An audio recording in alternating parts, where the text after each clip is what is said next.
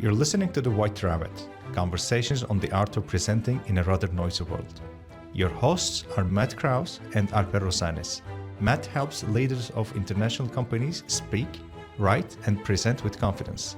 Alper is a communications trainer and a startup investor with a diverse portfolio of companies in Barcelona. If you like this podcast, please share it with friends and colleagues. Now, on to Matt and Alper for today's conversation. Alper, recently we did Matt's versions of the milestones that his business has been through over the years. And so I was wondering today about what if we turn the tables and look at the milestones that Alper has been through over the years? What would we come up with? What does that look like? Actually, I spent the past several days thinking about the same and how there are striking similarities between your milestones and mine. Mm-hmm. Well, it wouldn't be very surprising because you're not like a neurosurgeon and I'm a financial accountant. We're in the same line of business.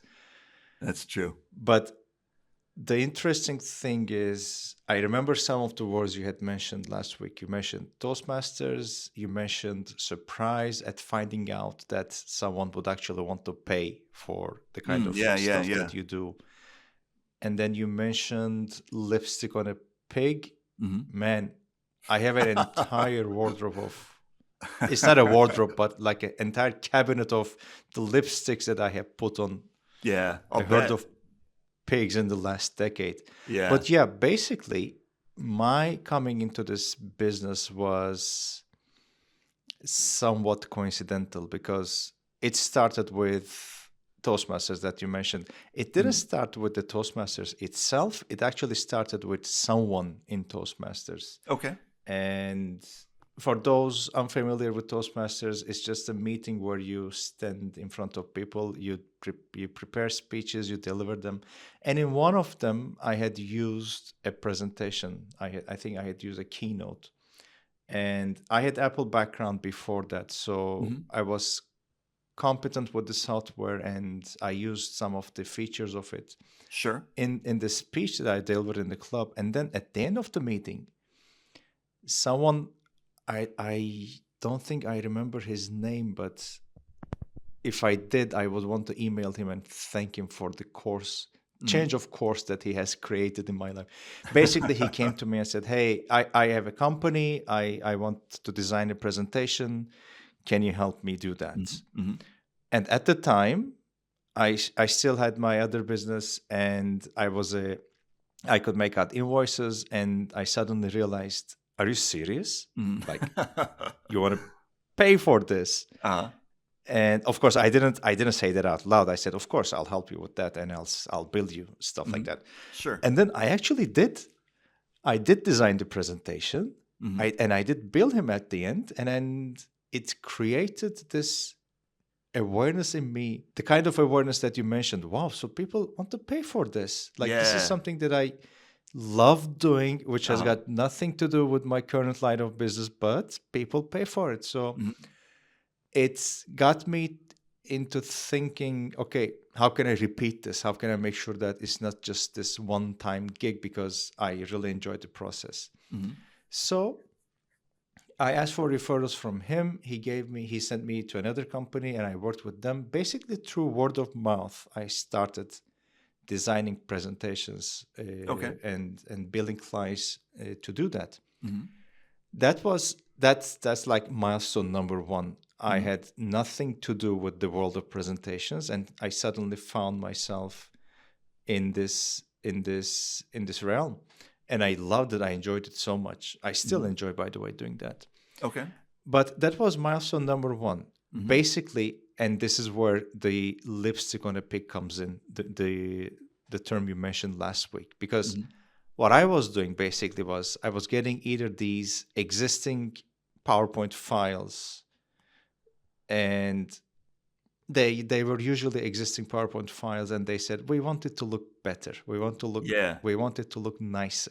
So what I did was I played with the fonts, I played with the colors, I played with the structure of the slide, but I didn't do anything in terms of the flow, the content, the messages, etc.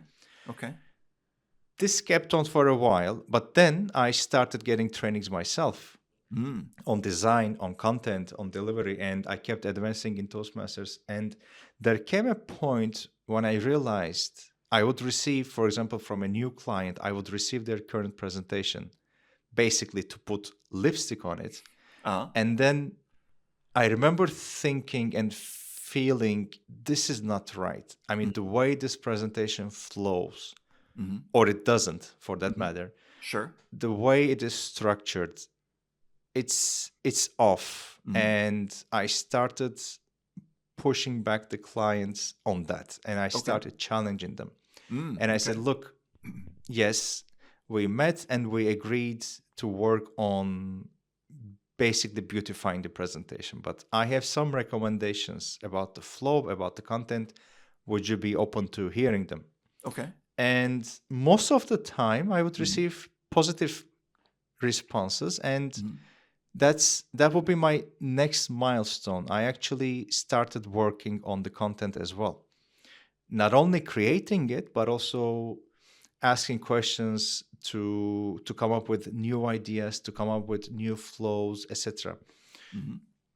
And one of the biggest changes that I would recommend at the time, which I still recommend today as well, is, the presentation will typically start with a cover slide and then a table of contents and then about us, about our product. True.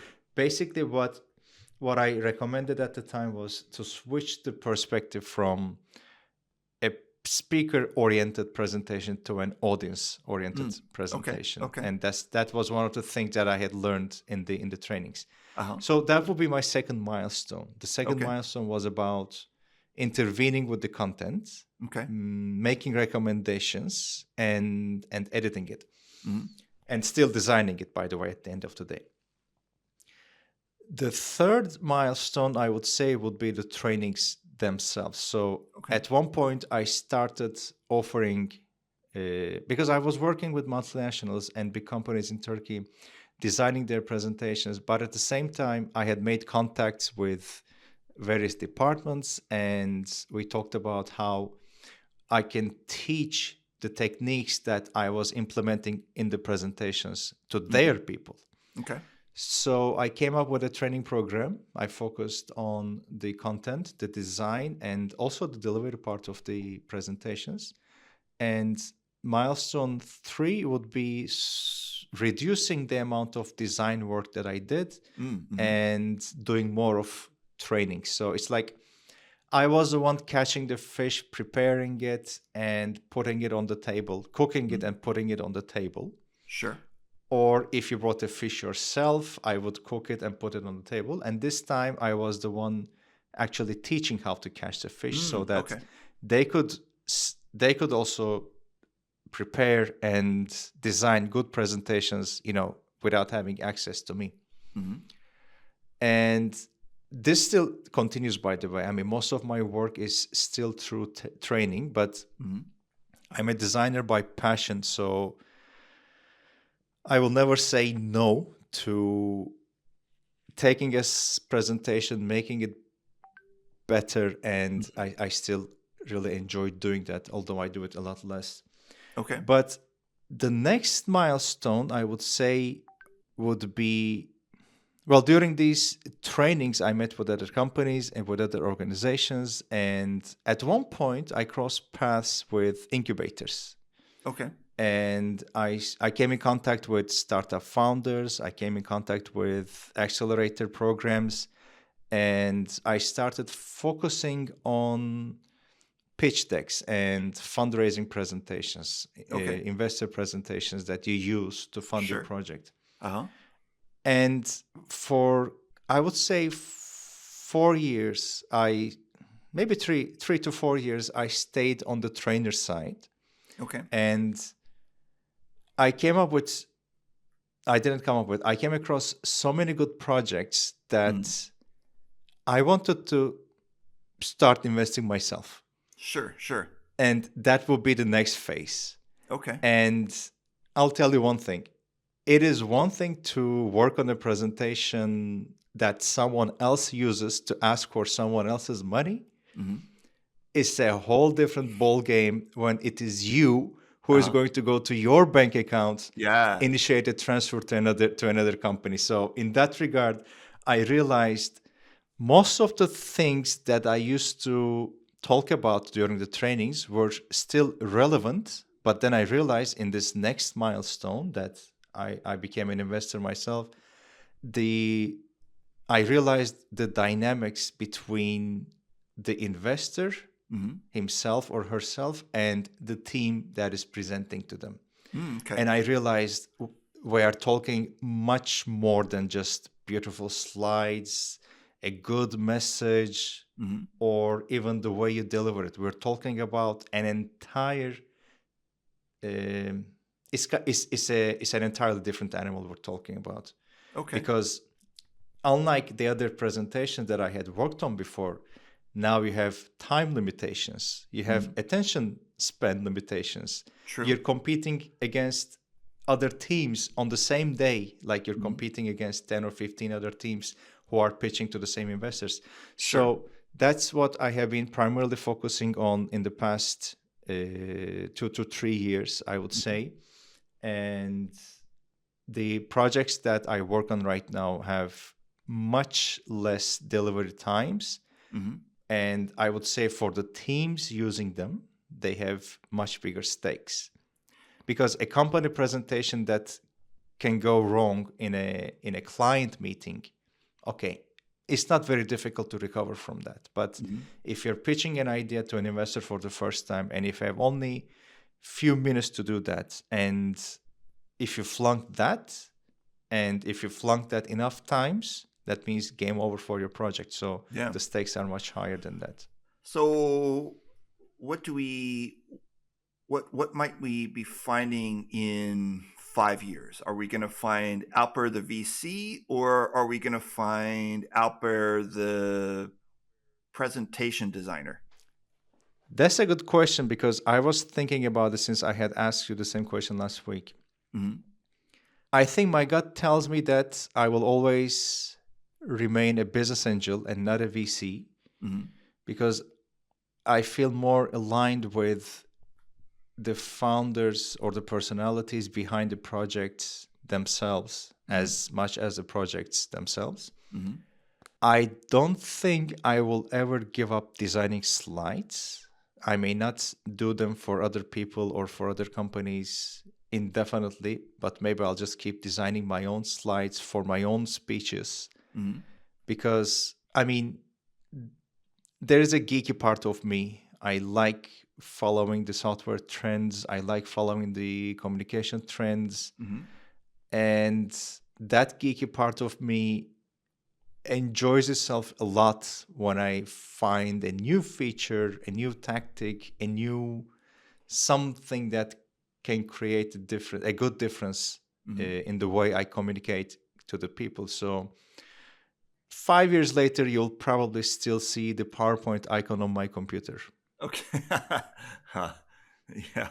As they say, on the desktop in the shortcut form. Yeah. You can, what do they say? You can take the boy off the farm, but you can't take the farm out of the boy. So you can take farm out of the boy. Yeah. So you can take the PowerPoint away from Alper, but you can't take Alper away from the PowerPoint completely. Yeah, I agree with that. Yeah. All right. Well, thank you very much, Alper. Thank you. So we'll talk to you next week then.